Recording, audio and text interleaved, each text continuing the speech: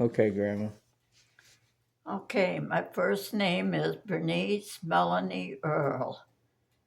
And where was I born? In the city. I don't know what street it was on, but I was born in the city in 1924, November 5th, 1924. Okay, that's the first one. What was it like growing up? Well, we first lived in the city on Norton Street across from the baseball park. And then from there, we lived in other places in the city, but that's when I remember more. And then we moved to Rundequite and Colebrook Drive. But in the city, um, I had a little girlfriend. I went to public school there when I was about 4 or 5 years old. And a little girl came over that went to school with me, a little Italian girl. And we had a dog in the backyard fenced in, and he was a real wolf. And she came in through the fence, and the dog jumped on her back and bit her. And my mother, came out right away, and she said, "Take the little girl home and tell her parents we will pay for it." So I took her home, and her grandmother she lived with her grandmother, and she was Italian. And she said, "You go to the little girl." She couldn't speak English, but the little girl could. And she said, "Tell her to go back and cut off the hair of the dog's back." So I went all the way back and got it. And I told my mother. So I went back and gave the grandmother the hair. Well, in that time, she had the little girl's clothes off, and she took every piece of hair and laid it over that wound and wrapped it up. I don't remember seeing the little girl again, but I thought that was strange. um, what did you, for clothing, we wore dresses. We didn't have pants, we always wore dresses. And I think my father always went in the city and bought things for us. I don't know. My mother did go in the city with him, but I don't remember ever going to a store. I remember one Christmas we went to a store at Sibley's and they had it all decorated. It was beautiful, you saw uh, all the things in there, which I never saw before. What did we eat? Oh, we ate. My mother made everything. A turtle walked up to the yard. Did I tell you that? Yeah, Yeah. you can say it though. Um, and my father picked it up and put it in a great big container, a big thing. And he poured hot water over it and killed it and then trimmed it, cut it all up. And we had that turtle soup. It was good. Yeah, never had turtle soup. It was a big one because it's in the Rundequite. We had a stream right near our place that didn't come on us, but it was near us. So, my mother made all kinds of things, soup. She couldn't bake a pie though. She said that was so hard. The first time she made one, you could throw it over the roof and it would break in pieces. But later on, she knew how to bake pies. Yeah, we got our food and clothes, but we had a farm. So we had chickens, rabbits. We ate rabbits. Um, then um, a man brought his cows. I think I told you that. He brought his cows for my father to take care of. So my brother had to learn how to milk the cow. And I'm the only one that drank milk. And I told my mother, this milk doesn't taste good. And she said, well, you drink it. So I drank it. I got used to it. Well, the farmer came back and got the cow because the cow was pregnant. Mm. So that's why it didn't taste good to me.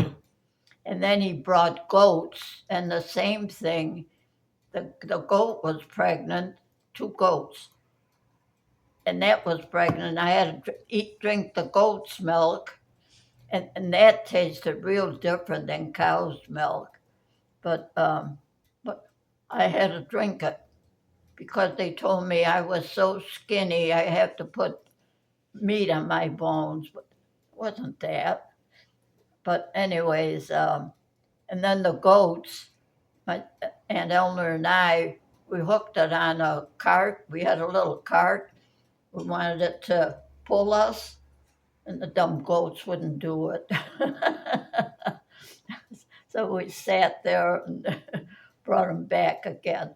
So the farmer, after the goat was, was pregnant, we didn't know it was pregnant. We didn't know anything about that. Nobody ever told us. So the farmer came and got the goats. One was a billy goat. Oh. Yeah, it was the good old days. What did I do for fun? Um, when we got a little older, we played baseball. And Mr. Hefner lived across the field from us. There was two houses. He lived across the field. He was an older man. To us, it was like a grandpa. He was so nice. And he had 7 grandchildren. And the 2 older boys would come down and we would play baseball. And Elmer and I would you know, we would run and talk in German to each other and say, go on, run now, run now. And they didn't know what we were talking about. But they used to come down and visit with us, and we play baseball. And Mr. Hefner, he would fix things up. Anything you could fix had to be fixed. He could fix it. He was a nice old man. Uh, my brother bought the car from him that he had. That's what he learned how to drive, and bought his car for pennies. uh, what else did we do for fun? I don't know. We just played together. We didn't have toys or anything. But one year, my mother bought me a doll and Aunt Eleanor a doll for Christmas.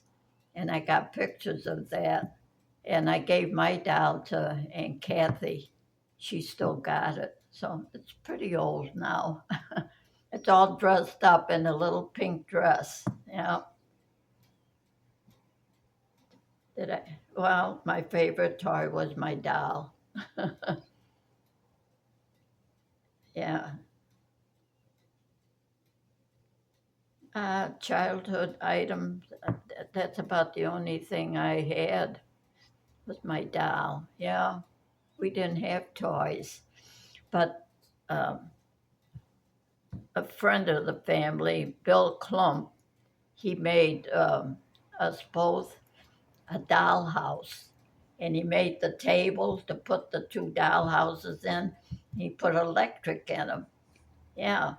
And they were real nice doll houses. You had to play from the back, but he put all furniture in there, some that he made, some he bought. That's what we played with. But that was always brought down at Christmas time and lit up. And Uncle Bill had a train, and that would go around the dollhouse. And then one year he built a little store for us. And my mother, do you know what a quince is? Hmm. No. It's like an apple, but it's very bitter. Hmm. And we had a quince tree, and my mother made um, what do you call it? She made it together, put sugar in it and everything. You put it on toast or bread, and what she did was ate sausages out of it and hung it on our little store. It had windows in it, and hung it on our store. And one year we got a little cash register for it. Yeah, the Mhm. tree was all, or the tree was all lit up at Christmas, and the train would go around the houses underneath. You had to watch where you. This was all in the living room, and the store was lit up.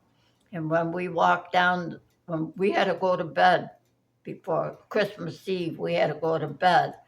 And my mother and father had a Victrola, like the one down cellar. You have to wind it up and play records on it. Oh yeah, yeah. But this was a big one. This was a big one. It had a radio in it too, but they never hooked it up for that. And my mother would play Silent Night, Holy Night, and that meant we could come down the stairs and see our presents, which were presents, but it was things from the year before all lit up. And we had to sing Silent Night and Holy Night. The stairs would come down in this little opening to go to the front door. And then we had to stand there until we sang the whole song. And then we could go in and look at the Christmas tree. But that was nice.